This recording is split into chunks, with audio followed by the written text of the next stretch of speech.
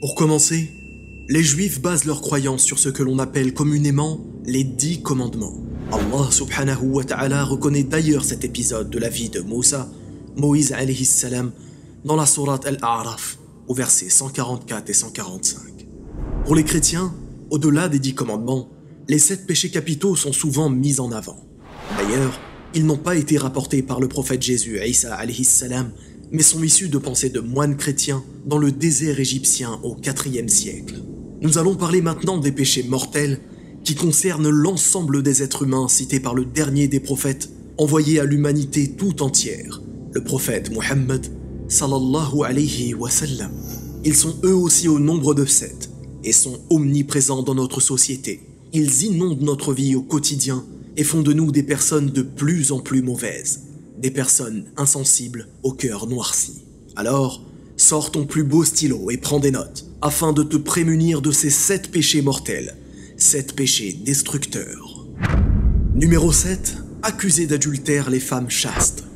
L'époque que nous vivons offre de plus en plus aux femmes l'occasion de sortir de leur silence en cas d'injustice. Certaines maltraitées, certaines abandonnées et violées, et beaucoup trop encore tuées ou enterrées vivantes dès leur premier souffle de vie. Dans une majorité de pays du monde, il suffit à l'homme d'accuser injustement sa femme de tromperie pour obtenir gain de cause devant les tribunaux. Et ceci n'est pas nouveau.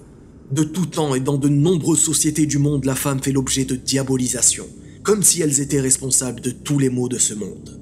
Mais l'islam redonne la vraie place à nos mères, nos épouses, nos sœurs, nos filles, en leur accordant protection et droits qu'elles méritent. Allah nous informe dans la sourate An-Nur au verset 23 : ceux qui lancent des accusations contre des femmes vertueuses, chastes et croyantes sont maudits ici-bas comme dans l'au-delà, et ils auront un énorme châtiment. En conséquence, préserve ta langue de toute accusation envers les femmes, que tu sois face à elles ou derrière ton clavier. Oui, fais preuve de miséricorde et de bienveillance. Numéro 6. Tourner le dos sur le champ de bataille. Nous parlons ici de guerre entre États souverains, dirigés par un chef d'État. Profitons de ce moment pour rappeler que les groupes armés s'affiliant à l'islam, appelant au sang et aux crimes injustes, ne sont que des terroristes. Ils prennent la vie d'innocents et n'ont aucune bienveillance. Si vous croisez la route de l'un d'entre eux qui tente de vous endoctriner, fuyez de toutes vos forces, car son seul but est de faire de votre corps de la chair à canon. Revenons maintenant au sujet de l'abandon de ces corélégionnaires. Dans toute nation, le fait de déserter est considéré comme un crime passible d'emprisonnement. En France, par exemple, une peine est prévue pour les déserteurs selon le fait qu'ils soient sur leur territoire ou à l'étranger. La raison évidente est que ce comportement peut mettre en danger de mort un régiment, une armée ou toute une nation. Nous demandons à Allah subhanahu wa ta'ala de préserver tous les innocents et civils des pays actuellement en guerre. Nous l'invoquons pour que ces conflits cessent et que la sécurité et la stabilité soient rétablies. Amin. Numéro 5. Prendre l'argent de l'orphelin. Les fraudes aux aides sociales et en tout genre imputent considérablement l'ensemble des caisses sociales des pays du monde. Ces caisses sociales sont mises au bénéfice de personnes nécessiteuses, comme les personnes en détresse, les personnes en situation de handicap ou les orphelins. Sans même s'en rendre compte, ces fraudeurs perçoivent une somme d'argent qui aurait pu bénéficier à ces orphelins. Pire encore, certains profitent du statut de faiblesse des orphelins qui n'ont ni famille ni protecteur pour leur soutirer de l'argent. Allah nous informe dans la sourate An-Nisa au verset 10 : ceux qui dévorent injustement les biens des orphelins s'introduisent que feu dans les entrailles. Ils seront voués au feu éternel. Alors, prends maintenant garde à ce que tu déclares ou de ce que tu fais avec ces gens vulnérables. Sois certain que l'argent que tu perçois est bien licite ou t'est dû. Et si ce n'est pas le cas, alors abstiens-toi. Et certes, ton Créateur est le meilleur des pourvoyeurs. Numéro 4. Pratiquer l'usure.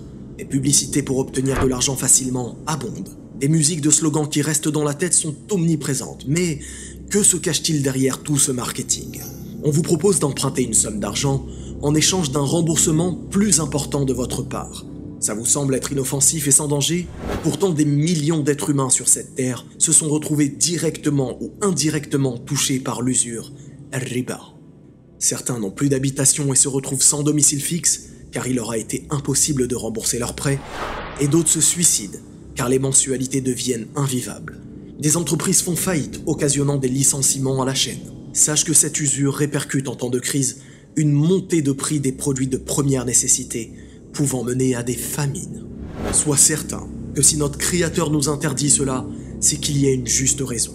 Allah subhanahu wa ta'ala nous informe dans la sourate Al-Baqarah, au verset 275, qu'Allah a rendu licite le commerce et illicite l'intérêt usuraire. Numéro 3. Prendre la vie d'un être humain en toute injustice. Pas un jour ne se passe sans que nous entendions parler de crimes, de drames familiaux, de règlements de comptes ou de guerres de gangs. Chaque jour, des innocents perdent la vie face à la colère ou la folie de certains hommes. La banalisation du meurtre est omniprésente dans notre société, dans les jeux vidéo, les séries, la musique ou le divertissement. Dans la pensée commune, on aimerait faire croire que la religion la plus violente et la plus meurtrière est l'islam, alors que bien au contraire, Allah subhanahu wa ta'ala nous ordonne de préserver et de protéger toute vie humaine. Ainsi, Allah nous informe dans la sourate Al-Ma'idah, au verset 32, que quiconque tuerait une personne, c'est comme s'il avait tué tous les hommes. Alors, sache qu'il est important dès maintenant de t'éloigner de toute banalisation du meurtre et de condamner de la plus ferme des manières tout crime injuste commis envers un musulman ou un non-musulman. Numéro 2. Pratiquer la sorcellerie. La consultation de magnétiseurs, de guérisseurs, de marabouts ou de voyants se répand comme une traînée de poudre dans notre société. Certains tombent dedans par l'intermédiaire de leurs parents, d'autres par leur fréquentation ou encore par des publicités sur Internet. Pourquoi donc ces gens tombent dedans ? Car ils pensent pouvoir avoir du succès dans le travail, maîtriser leur époux, éloigner les malheurs ou même nuire aux autres. Le but de ces charlatans ? Vous égarer et vous extorquer un maximum d'argent. Beaucoup diront « Si je consulte ces personnes, c'est pour faire uniquement du bien et pour me protéger. » Mais sache que la sorcellerie, qu'elle soit dans un but bienveillant ou non, reste de la sorcellerie et constitue une injustice énorme envers Allah. Allah subhanahu wa ta'ala nous informe dans la sourate Taha « Et le sorcier ne réussit pas, où qu'il soit. Si l'un de vos proches est concerné par ce fléau, ne le brusquez pas. Parlez-lui avec douceur et en toute intelligence. Plus vous le critiquerez, et plus il s'isolera. Faites preuve de sagesse en faisant ce qu'il faut, comme il le faut, quand il le faut. » Enfin, numéro 1, l'association. Le dernier de ces 7 péchés est le shirk. Le seul péché qu'Allah subhanahu wa ta'ala ne pardonne pas si on meurt sans s'en être repenti.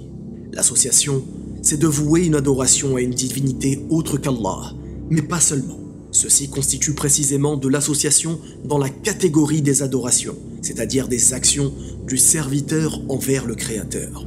L'association, c'est aussi de croire qu'un autre qu'Allah peut donner la vie, faire tomber la pluie ou donner la subsistance à chaque être vivant. Alors que tout cela, seul Allah le gère, et ceci fait partie de sa seigneurie, c'est-à-dire des actions du Créateur envers ses créatures. Mais l'association, c'est aussi de croire qu'un être vivant ou toute autre chose peut égaler ou surpasser Allah dans ses attributs, comme croire qu'un être humain peut prédire l'avenir dans les horoscopes ou connaître l'invisible, alors que seul Allah subhanahu wa ta'ala peut le faire, et ceci fait partie de ses noms et attributs.